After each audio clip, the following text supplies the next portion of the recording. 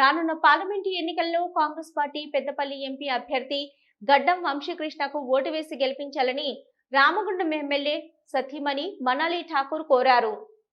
పాలకుర్తి మండలం తక్కలపల్లి గ్రామంలో శనివారం 100 రోజుల పని కూలీలను మనాలి ఠాకూర్ కలిసి వారి బాగోగులను తెలుసుకున్నారు. ఈ సందర్భంగా మనాలి మాట్లాడుతూ కాంగ్రెస్ ప్రభుత్వంలో అందరికీ మంచి రోజులు వస్తాయని, మీ సమస్యలన్నీ తీరుతాయని తెలిపారు. అసెంబ్లీ ఎన్నికల్లో రాజ్ ఠాకూర్ ను ఎమ్మెల్యేగా గెలిపించిన మాదిరిగా రాబోయే పార్లమెంటు ఎన్నికల్లో కాకా వెంకటస్వామి మనవడు గడ్డం వంశీని గెలిపించాలని అభ్యర్థించారు. ఈ ప్రాంతంలో కాకాగా అందరికీ సుపరిచితుడైన కాకా మనవడు వంశీకృష్ణ గెలుపుతోనే పెద్దపల్లి పార్లమెంటు అభివృద్ధి చెందుతుందని తెలిపారు.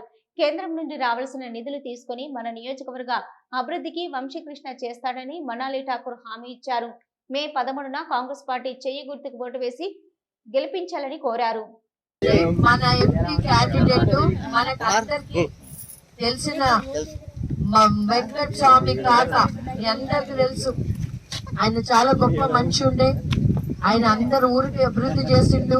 గుడిసెలు అందరికి గుడిసెలు ఇచ్చి పట్టాలు ఇప్పించి ఆ కాలంలో చాలా పెద్ద ఒక వెలిగిన మనిషి వాళ్ళ మనవడు మన వంశీని మనం అందరం కలిసి కాంగ్రెస్ కి ఓటేసి చేయి గుర్తుకు ఓటేసి ఆయనకి మీరందరూ కూడా ఆశీర్వదించి ఈసారి మక్కన్ సింగ్ ఎంత పని చేస్తాడో వంశీ కూడా అంతే పని చేస్తాడని మేము హామీ ఇస్తా ఉన్నాం.